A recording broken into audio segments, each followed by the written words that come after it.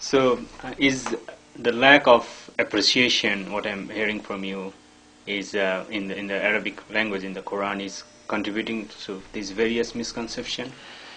Yeah, actually, very dramatically sometimes. You have, for instance, I'll give you an instance of hadith just to make this point.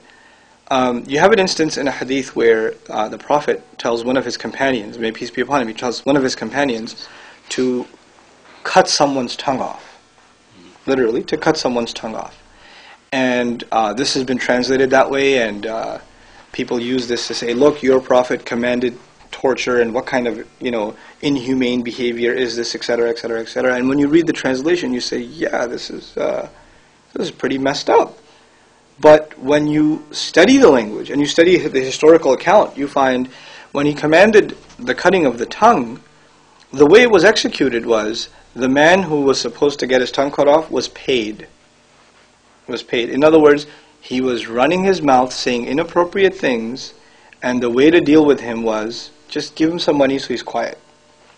And the Arab expression, the idiom of that back in the day was getting his tongue cut off. In other words, he's no longer talking trash, right? Now, when you understand the literal translation, as opposed to the idiomatic, the expressive translation, you come to some very dramatically different conclusions. This certainly happens in the Quran also.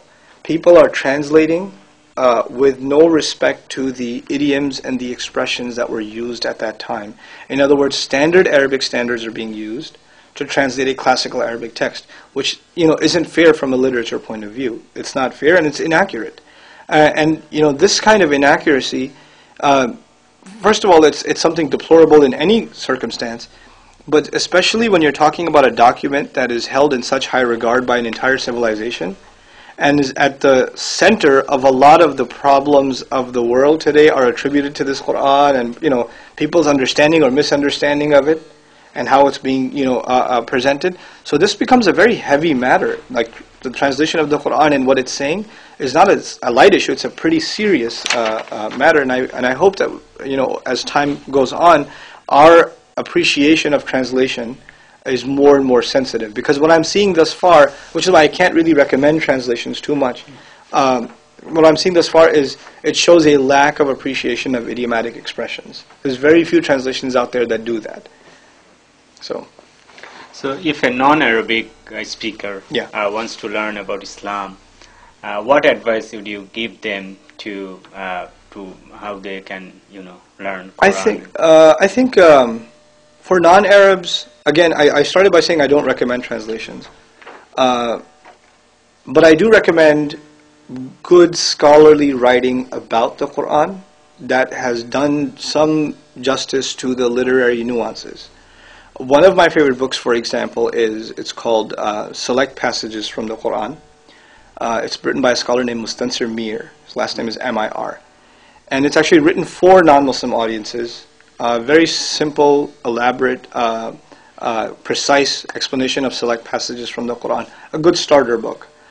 Similarly, there's a nice book out called A Thematic Study of the Quran. Also well written, because it's not just translating, it's also giving some commentary and some straightforward explanation of the text as it goes along. So books like that I would recommend.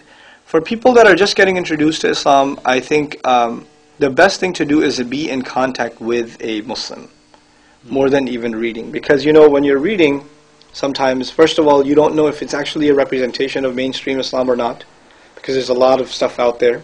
So I can recommend you some things, but you may be reading some other things that may lead you to think that that's what Islam is, but it may not be. And we're living in the age of information overload, and so you may be exposed to a ton of things, which may or may not be an accurate representation of the religion. So the best thing to do is to actually be in touch with a Muslim. And this is going up on the Why Islam site. I think getting in touch with someone through Why Islam would be a smart thing to do. Because these are people that have taken responsibility and will communicate, the right kind of literature to you and be in touch with you and try to answer your questions precisely.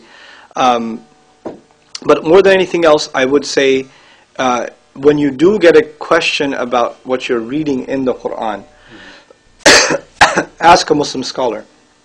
And if you know a Muslim who's not a scholar, ask him to ask a scholar. In other words, don't expect that just because someone's a Muslim, they're going to have an answer about the Quran. Don't assume that, because you'd be surprised. We don't know our book that much, and we need to we should accept that, and we should say that yes. And even the folks that are trying to deliver the message of the Quran and they're trying to learn it as well, when they come into contact with a question, they should direct it to scholarship and to try to get a more precise answer. Inshallah. So, Brother Nouman, thank you so much. You're quite welcome. That was very beneficial, and I hope the audience enjoyed the questions. And if you have further query, you can call 1-877-WHY-ISLAM. Thank you. You have any